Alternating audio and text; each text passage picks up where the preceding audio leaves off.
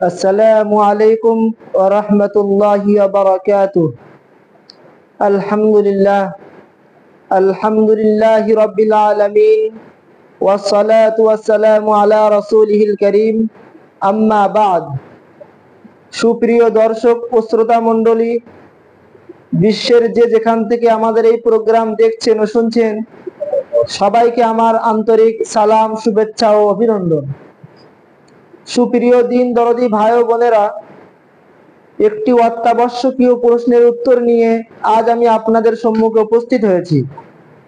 প্রশ্ন: গাড়ির ইন্স্যুরেন্স করা শরিয়াতে জায়েজ আছে কিনা?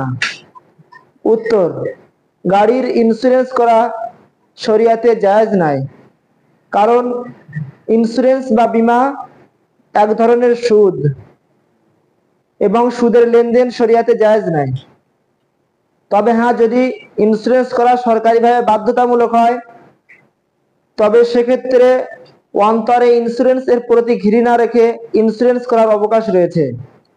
দ্রষ্টব্য: ফতোয়া শামী খণ্ড নম্বর 9, পৃষ্ঠা নম্বর 577, কিতাবুন নওয়াজিল খণ্ড নম্বর 11, পৃষ্ঠা নম্বর 457, ফতোয়া দারুল উলুম জাকারিয়া করাচি খণ্ড নম্বর 5, পৃষ্ঠা নম্বর 442।